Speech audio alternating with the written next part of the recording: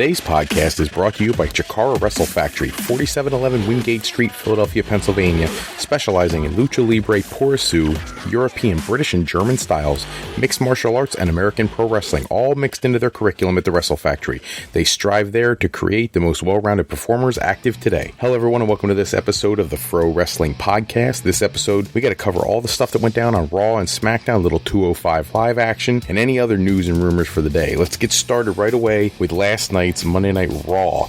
Raw results, look, they started the show in a perfect way after the big violence that went down last week between Jericho and Owens. You got Owens in the ring all by himself with a chair and just addressing the audience, and you would think that the first thing that he'd be talking about is Jericho. It wasn't. He went to the Goldberg, setting up his match at Fastlane. Of course, you got to promote that match. This is like the big go-home opportunity for this, but you really wanted to hear what he had to say about Jericho, and at the end of the day, we didn't get that. They purposely, it was a big tease that we were going to hear about what his feelings were about Jericho. He does the whole promo about Goldberg and how, Goldberg beat Brock Lesnar in a minute and whatever seconds and this and that, and it's not going to be Goldberg style of match, it's going to be Kevin Owens style of match, and he really just gives him a whole lesson in what he's going to do to him in the ring and how it's going to be one of these things where he can't win those long matches. This is going to be Owens style, and really the big part of this interview that I thought was so important was he actually gives a little tidbit out there about Goldberg wanting to come back to show everybody that there were superheroes still left out there and show his wife and his kid and the fans and all this.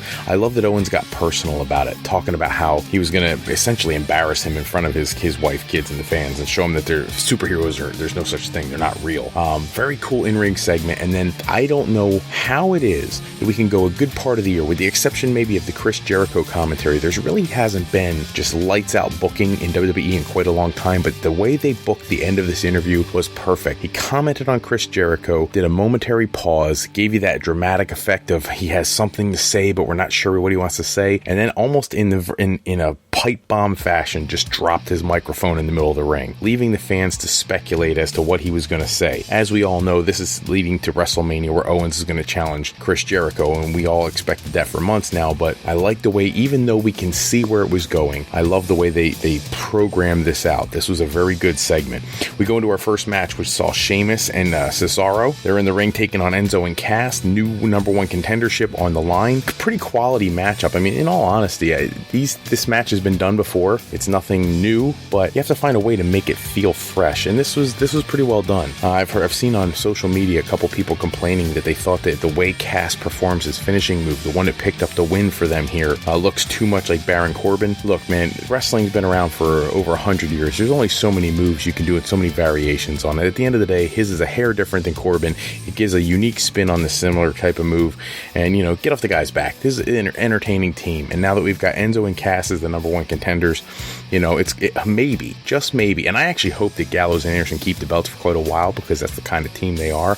But if they're going to transition the belts to somebody else, I think Enzo and Cass are overdue. They came out last year with so much energy, so much excitement. They haven't gotten a championship run yet. This may be an opportunity to do that. However, I did see on social media that there is rumor that the tag team championship match at WrestleMania is not going to be anything we've talked about before. That instead, they're talking about potentially booking the Raw tag team champions, Gallows and Anderson, against the SmackDown tag team champions of American Alpha. I hadn't really thought about that before, because you would think they'd want to keep those brands separate. If there was going to be a crossover match, it almost looked better to me to do Baron Corbin and Braun Strowman, or a variety of other options, but I would actually be okay with that as the tag team match. So we'll have to see how they play that out and piece that out. I would imagine if they do that, then you won't see Enzo and Cass win at Fastlane, but we'll see how that goes.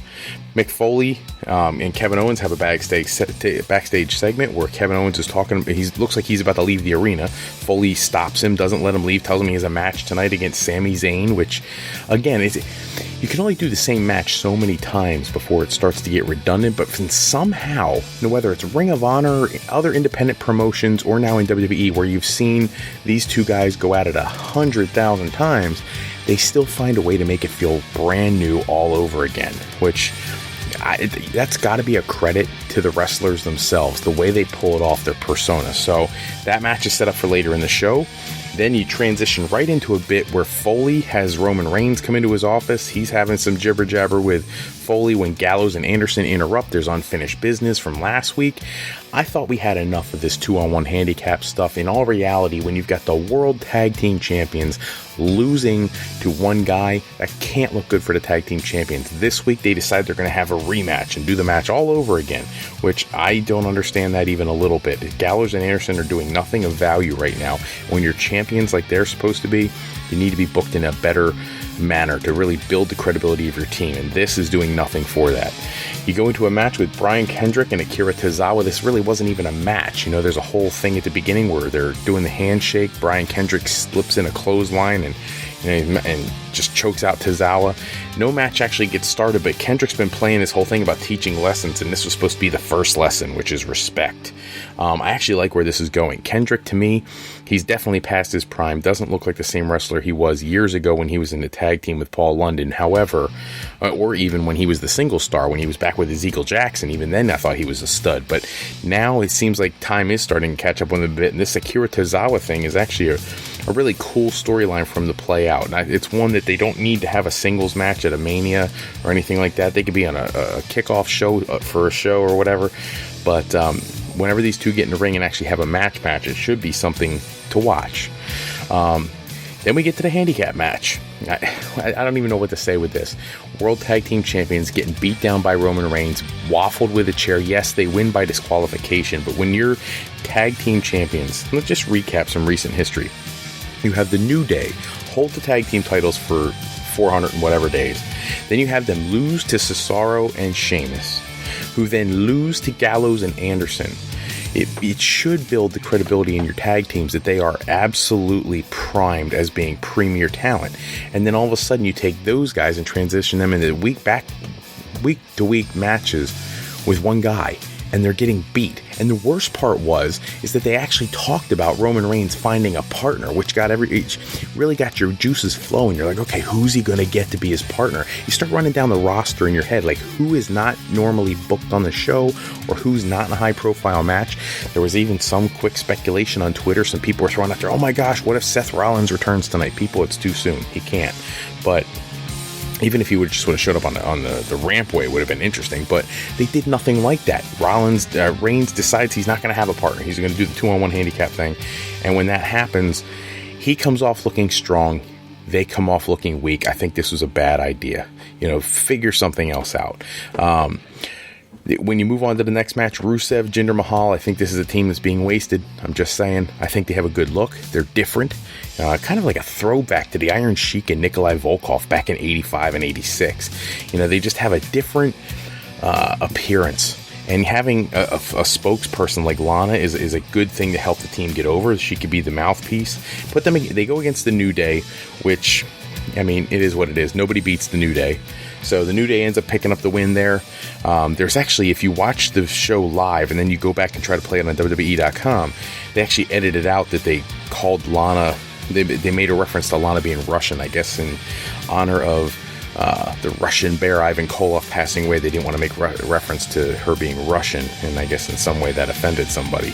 But at the end of the day, solid match. Jinder Mahal gets pinned again, which is starting to become a regular thing. It's almost like the tag team is made up of a tough guy and a jobber, and they have no idea what to do with them, so they just throw them out there every week. But it's a shame, because I think they look really good as a tag team. I would love to see them be number one contenders and get a legit match. But at the end of the day, we move on. Cruiserweight contract signing. Jack Gallagher and Neville come out. It's kind of cool that Jack Gallagher had the foresight to bring tea and biscuits along with him so that he can offer him in like a peace gesture to Neville as they're doing their contract signing, which never goes well. Whenever you got the table in the ring, somebody's going to flip it. In this case, Neville flips the table, goes crazy, some exchange. Should be an entertaining match at Fastlane. I'm looking forward to seeing that. This is one that actually has a lot of potential. Go to a segment. Nia Jax comes out and totally annihilates this blonde girl named Sarah Pierce. I don't even know if anybody picked up her name when they watched the show, but that's her name, Sarah Pierce. I don't know why they give her a name at all, or she just call her by whatever her birth name is at this point, because all she did is go out and spend 5 minutes in a ring and get destroyed. I don't even think it took 5 minutes. It could have been a lot less than that. Nia Jax actually gets on the mic and starts complaining about how she didn't get her title shot yet. Like, she wants a title shot. Now, if you think about it, in the booking, she's beaten Bayley. She deserves a title shot. But Charlotte's the former champion. She should get a return match. I wonder if there's anything else going to be booked in the same episode that's going to complicate that title picture at all. Enter Bayley. Bayley has her segment in the ring where she's thanking the fans. Enter Stephanie McMahon, who comes out and she's giving her a hard time about how she should do the right thing. It's like begging her to surrender the championship because it wasn't done in an ethical way when she won the title and blah, blah, blah. Enter Sasha Banks, who comes out and really supports Bayley. Bayley eventually comes up with the whole... She teases for a moment that she's going to turn the belt over, but inevitably, hell no. I'm not turning this championship over. I'll defend it anytime, anywhere, any place. Here comes Charlotte to run her mouth about how she wants her rematch, which of course leads to Sasha Banks getting vocal and talking about how she's all healed up now and she wants Charlotte. So of course we lead into a match, Charlotte versus Sasha Banks. Now, hear me when I say this. We spent the better part of last year just absolutely loving this constant feud between Charlotte and Sasha Banks. Their matches went on for a very long time. Highly skilled young ladies. This match, absolutely short when you consider the talent and the quality of matches they've put on in the past. But like the ending, because as I said earlier, we had to muddle the water of the Raw Women's Championship a little more. So you have Sasha Banks pick up the win because of the Bayley interference. Now Sasha Banks has beaten the former champion, who still gets a rematch. Nia Jax wants a match, who beat the current champion before she was champion.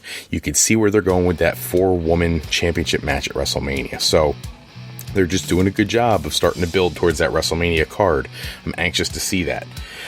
They do the big announcement. Diamond Dallas Page is being inducted into the Hall of Fame. So deserving. And it's great to see someone who primarily was a WCW talent, did spend a little bit of time in WWE before he got hurt, made that big return at the Royal Rumble a couple years ago. Just a solid guy all the way around. And the stuff that he's contributed to other people's careers outside of wrestling with his DDP yoga and everything, it's really cool to see him finally get this honor. And I know he was thoroughly overwhelmed. He did a whole interview talking to people about when he got the phone call, and he thought Triple H was calling just to get back to him about some call he was supposed to return, and it turned out he was calling him and talking about all his accolades and all this, and then he realized, oh my god, is this that call?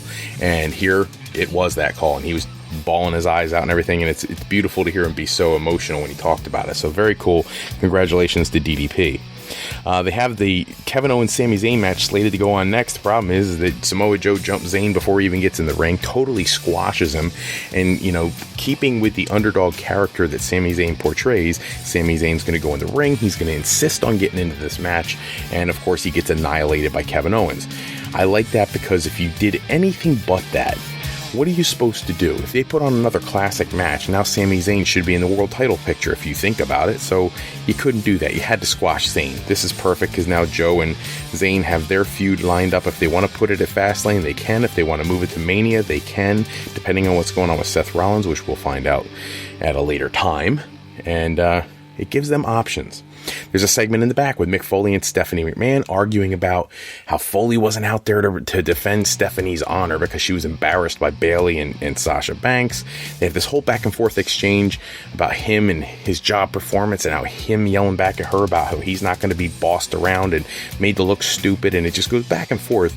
And she warns him at one point. What I thought was the cool part is he better be careful he doesn't have an accident, which obviously is going to lead to him having some sort of backstage accident so he can be written off TV and go get his hip surgery. The only thing I hope the surgery goes well for him, because he is a phenomenal character to have on their programming, and I don't want to see him gone for any longer than he has to. Next segment is Paul Heyman and Brock Lesnar. Perfect segment. Heyman has got to be one of the greatest mouthpieces in the history of this business, and I'm not just talking about the promos he cut during ECW or some of the stuff he does when he comes out and does his whole advocate thing. This interview was just emotion, even though it's not even real. I know it's scripted, I know it's choreographed, but you believe every word that Paul Heyman is saying. And Brock Lesnar, for not saying a word, does the perfect impersonation of a guy who's looking to just destroy somebody. It was a cool interview back and forth. They had some dialogue about the Universal Championship at Fastlane, and if for some reason Goldberg hits the jackhammer spear and all that stuff, that at WrestleMania, Brock will just take the Universal title. It'll be one more thing he takes away from Bill Goldberg. So there's clearly the groundwork laid for the win at Fastlane for Goldberg and then the eventual championship match at WrestleMania. I still don't know who you have take the title from Brock after Mania if you give him the belt again, but I think that someone with the star power of Brock deserves another championship run, especially since he's been making so many house show appearances lately. I don't need to see him on TV every week. I love him being a special attraction, but I don't like somebody being a part-timer, and Brock has been... He's still a part-timer, but not as much as he has been in the past. We go to our main event. Big Show, Braun Strowman. I can't tell you, I totally expected it to be a stink bomb. Actually a really good match. I actually thought we were going to get to see one of those exploding ring moments at the end of the match, but at the end saw a botched slam from Strowman. It looked like he was going for his running power slam, totally screwed it up. Big Show must have, made some adjustments, told him, dude, do it again, because that looked horrible. Picked him up, did a second slam, and he beats the Big Show nice and clean. Roman Reigns comes out, Superman punch, goes for the spear, but then you get to see Braun Strowman pull off a drop kick in such a funky manner. This two-footed, back laid out drop kick. Very weird. And then he picks him up and hits the running power slam on Reigns to end the show. I love it. It built, Strowman is already huge. He's already tough. He's already the stud. But you would expect Reigns to come out and get the upper hand, and he didn't. He laid Reigns out, and it's a beautiful way to end the show. So that was Raw. Now we got to get into SmackDown. SmackDown started with something emotional for me personally. I was so thrilled when I got to announce that Naomi won the Women's Championship. Well, she actually is apparently legitimately injured, and she was forced to relinquish the Women's Championship. Daniel Bryan comes out. They have this emotional exchange, embrace, talks about her championship win, not wanting her to have to give up the belt. She ends up giving up the championship, and Daniel Bryan, Alexa Bliss comes out, and she's shooting her mouth off, and Daniel Bryan books the match. It's going to be tonight. They're going to crown a new women's champion. Alexa Bliss is going to face Becky Lynch. The match has been done. There's not a lot of the women's matches that get to the point of almost being boring. That's kind of where I'm at with the Alexa Bliss Becky Lynch storyline. Let's move on from that. Put somebody else in there. Give somebody else a shot. But either way, it doesn't matter. The match is going to happen right away. Alexa Bliss is going to go over Becky Lynch. She's going to win the women's championship. She's now a 2-time champion. The end of the match, after the match, you see Mickie James come into the ring, and she tries to get some cheap shots on Becky Lynch, who retaliates, and nice back and forth to keep their momentum going. I actually wouldn't mind seeing Alexa Bliss go babyface and have Mickie James turn on her, because she was there celebrating with her championship win, and now she wants like her piece of the glory. I think they should run an angle something like that. You go into the backstage, next segment, Dean Ambrose, Kalisto, and Miz backstage talking about why they're going to be the ones headlining WrestleMania. They're obviously all three going to be in the Battle Royal later in the night. It was already announced last week to crown a new number one contender. They all just debate their merits. The Miz was the last one to go saying how he's going to headline WrestleMania, which, as we all know, if you're even a remotely smart booker, you'd already know he's not headlining anything. Go to a different segment. Natalia's in the back shooting her mouth off. Tonight she's going to have her Falls Count Anywhere match with Nikki Bella. Thank God, maybe we could finally get past that feud. But she says the typical banter about, Nikki, and she's a carbon copy of Natalya. I never know why they do that. That's so stupid. It sounds like 6th grade, Valley Girl drama, but whatever. So hopefully we'll get this feud wrapped up tonight. American Alpha's in the ring to face Breezango. I feel bad for the SmackDown tag team division. Like, who the heck do you have on that show who is a legitimate tag team opponent for American Alpha, other than potentially the Usos? But I'm not trying to be mean here, but the Usos haven't done anything of value since they were tag team champions like 2.5 years ago. The reality is that it's over. I'm over the Usos. Even with the character changed, going heel and doing a whole thug appearance thing, like it's old already for me. We need a new tag team to be brought up, aka the Revival. Just saying, just my opinion.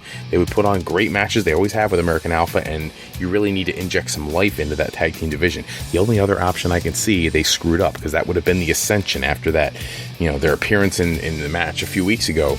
You had an opportunity to promote that team, and they flopped that again. So instead, we've got nobody to challenge the American Alpha on the roster until maybe they bring up the Revival after WrestleMania. So we'll see. There's another segment. AJ Styles, Dolph Ziggler, Mojo Rawley, Luke Harper, all, again, it's almost like it's almost a carbon copy of the previous backstage segment where they're all talking about why they're going to win. Rawley's won the last 2 Battle Royals. This one will main event Mania, and Ziggler complaining Styles wasn't going to replace him in this and that, and Harper talking about his time under Bray Wyatt's tutelage and how he's free. Just to me, when you have 2 hours instead of the 3 hours, pack it with action, not so much all the talking. Give me more of the in-ring performance, because that's what the people are paying their tickets money to see. They want to see actual wrestling. They have another backstage segment. This is Nikki Bella's turn to shoot her mouth off about their no-holds-barred match at Falls Count Anywhere or whatever, which then, of course, leads to the match. So you got Nikki Bella, you got Natalya, Falls Count Anywhere. As far as women's wrestling goes, it's a serviceable match. It wasn't terrible. You can't expect them to do all the insane spots that the guys do. You certainly don't want any of these girls who are so caught up in their image getting busted open with like chair shots to the head or anything like that. But they kept it relatively physical. And of course, we get something that we knew was coming. We were hoping wasn't going to happen, and now we have it confirmed that it's going to happen. You have Maurice come out at the end of the match, and she attacks Nikki Bella. For the love of me, I still don't know why they're going to do this angle for Mania, but whatever. So Maurice sets up that feud, coming out and attacking Nikki Bella. Natalya's going to pick up the win because of it, and obviously you can see where that's headed. And we'll see more of that in a few moments, because the last match of the night, of course, is the 10-man battle royal to crown the new #1 contender. You've got AJ Styles, you got Luke Harper, John Cena, Dean Ambrose, Mojo Rawley, Apollo Crews, Kalisto, Baron Corbin, The Miz, Dolph Ziggler, all out there to determine the #1 contender. I find it interesting that Goldberg can just walk out and get himself a championship match, but The Undertaker can't seem to get booked on either championship match on either brand, but he was there to start taking souls and digging holes or whatever. He hasn't taken anything or dug anything. He came out for 8 minutes in a match and got thrown out. That's it. So much for digging holes and taking souls. But anyways, so you get these 10 guys into the ring. All different stuff back and forth. You knew Kalisto was going to go out early. He goes out relatively early. Same thing with Apollo Crews. All the guys who you already knew weren't going to do anything. The really cool thing that I expected to hate was when John Cena eliminated The Miz. The Miz was having a great exchange where he was literally waffling everybody, and he ends up doing the Daniel Bryan kicks with Cena, who ducks one of them and throws him out. And later, Miz retaliates by climbing up on the apron and pulling Cena out. So now they've cost each other their opportunity to headline WrestleMania against Bray Wyatt. Clearly, that'll play into their girls going and having their little feud getting going. Now we got our mixed tag team match set for WrestleMania. So again, WWE looking ahead and doing the things they need to do to strategically position their players for WrestleMania. So we'll see that mixed tag team match that we're all dying to see. Styles and Harper and Ambrose are the last 3 in the ring. Ambrose ends up doing one of these deals where they're all out on the ring apron, and he flips Styles back into the ring and somehow gets knocked off the ring apron, and now he's out. And it comes down to Styles and Harper. And like we haven't seen this done time and time again, whether it was Batista and John Cena or going all the way back to Bret Hart and Lex Luger at the Royal Rumble in like 1992, 3, whatever it was, 94. I guess it was 94, 95. God, I can't even keep my years straight. But it's been done so many times. 2 guys going out of the Rumble or out of a Battle Royal at the exact same time. They hit the floor. One ref says one ref says the other one. Amazingly, the refs never see the same guy hit the floor at the same time. So now we don't know who won, AJ Styles or Luke Harper. You can already see where that's building. It's going to go to a match next week. Somehow Shane McMahon is going to cost AJ Styles his match. Luke Harper is going to get a chance to go to WrestleMania. Somehow they'll get Randy Orton back into that match. And AJ Styles is going to end up facing Shane McMahon. Thoroughly frustrating, just saying. But we'll see next week. Next week's when they'll crown their new #1 contender. We'll have WrestleMania's picture cleared up quite a bit. On that topic, though, speaking of AJ Styles and Luke Harper going to be #1 contender, I find it interesting that Shinsuke Nakamura, who's been out with injury since the San Antonio NXT TakeOver event, had an interesting post on Twitter talking about how if he would love the opportunity to face AJ Styles at WrestleMania. And I don't think there's a true diehard wrestling fan out there who wouldn't love to see that match. If anybody didn't see, New Day will be the hosts of WrestleMania, which I guess that takes care of booking them for the show. They've added some matches to Fastlane now after these shows. So Gallows and Anderson will face Enzo and Cass. Charlotte will face Bayley in their rematch. They actually said that Bayley, in another related story, WrestleZone.com posted that Bayley was actually supposed to win the championship at Mania, but they moved up the plans because of another card being in her hometown. whatever. I don't think it really mattered who was champion going into WrestleMania. I think it's much more important who comes out of WrestleMania. It was also announced on Raw that both Goldberg and Seth Rollins will appear on next week's episode. It'd be interesting to see what Goldberg has to do, but more important is the Seth Rollins thing. If you listened, Michael Cole kept saying how Seth Rollins is going to miss his second WrestleMania in a row. So they're already calling it this week and then saying he's coming next week to address his status. Clearly there to tell you that that's not going to happen. He's going to be at Mania. And he's going to face Triple H like we already were hoping.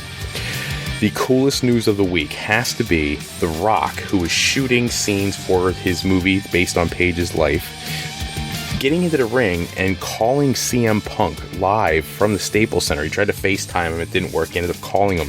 He gets his voicemail where he left a message about the fans in the Staples Center and 15,000 strong screaming for him. It turns out Punk replied on Twitter saying that he was out walking his dog Larry. It was Larry's birthday, and he thanked the fans at the Staples Center, which is a very cool moment. But apparently in the back, Vince and Triple H were livid over this. Wrestling Observer is saying they even sent a referee down to the ring to let them know to end the segment because that's how upset they were. I don't think they understand that when The Rock was out there, the chants for CM Punk were deafening. So when that becomes the situation and The Rock's trying to film a movie, he needs to get that chant down. So he did that so that he can burn off all that heat, give the fans what they wanted, and then get on with the filming that he needed to do. I think it was ingenious on The Rock's part. I think Vince and Triple H, it's like that old phrase, I've said it before, too close to the forest to see the trees. Like, you needed that moment to calm the fans down and give The Rock what he needed for his shooting environment. A few independent new tidbits. Cody Rhodes had a whole interview up talking about how he thought it would have been successful portraying both Stardust and himself on opposing shows back when he was still with WWE, how his father wanted him to leave after WrestleMania 28 because he felt like his character wasn't going anywhere. He had gone up so high and now he was starting to decline. It was never going to get higher. And how, he got paid well and he didn't miss any shows. It was actually one of the more humble interviews I've heard from Cody Rhodes since he left. So, a very cool interview. Really great reflection. Ultimo Dragon is returning to the ring for Flow Slam. Keep your eyes out for that if you have their network. Should be interesting. He's been out of the ring for a little while. Always been a premium talent. And Brian Pillman, the loose cannon, his son, is now looking to become a professional wrestler and wants to continue his father's high-flying style, which I find to be awesome. Right before I did this podcast, 205 Live just went off the air.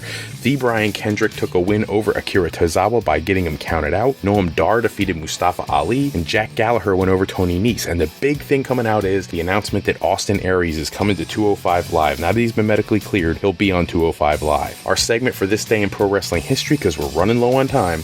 12 years ago today, Batista did the thumbs down promo where he chose Raw over Smackdown for his Royal Rumble Win Championship Challenge, and he would end up going on to face the Raw World Championship. 7 years ago today, Chris Jericho beat RTruth, The Undertaker, Rey Mysterio, John Morrison, and CM Punk to win the World Championship at the Elimination Chamber. So those are your two major dates in pro wrestling history, relatively recent. None of the real old school stuff this episode, but it's all good. I did get one comment from episode 25 I loved. When I asked you guys the fantasy booking for your tag teams, I had the one guy wanted Motor City Machine Guns, Roppongi Vice, the Bucks, the Hardys, and his final came down to the Bucks versus the Hardys, with the Bucks being his number one team. Interesting booking.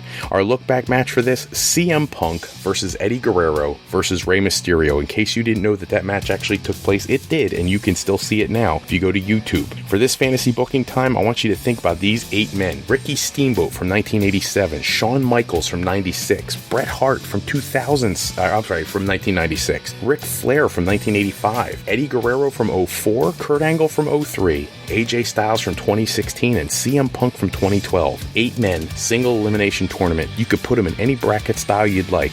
Who wins your tournament for best technical wrestler out of those 8 men? As always, please give us some review, give us a subscribe. We need our subscribership to go up so we can keep this podcast growing like it's never grown before. Thank you to all the new viewers we gained over the weekend. We had a huge explosion in membership. I appreciate that. That's all the time we have for this episode. Check back with us in episode 27, where we're going to review all the happenings on, the week's news, the tidbits, hopefully get some overseas stuff mixed in there. Special thanks as always to bensound.com and purpleplanet.com for our music and sound effects. We're always sponsored by Beazle Games. games, don't forget to go to www.thegamecrafter.com/sketchypeople to pick up your copy to bring more fun and excitement back to family game night, showing your artistic side. To alleyrepair.com for servicing of all your classic skee-ball, pinball, and arcade needs. Please go to our website at www.frolifeplanning.com because we want to help you get your path to higher education to be the most streamlined process it can be. Remember, Fro Life Planning is for today, for tomorrow, and for life with Fro Life. I'm Mr. Fro, Fred Froelich. I want to thank you for taking a few moments with us today, and we look forward to the next episode. We'll keep you guys up and current on all the events, the rumors, everything going on in the world of wrestling. Until then, everybody have a safe and wonderful evening.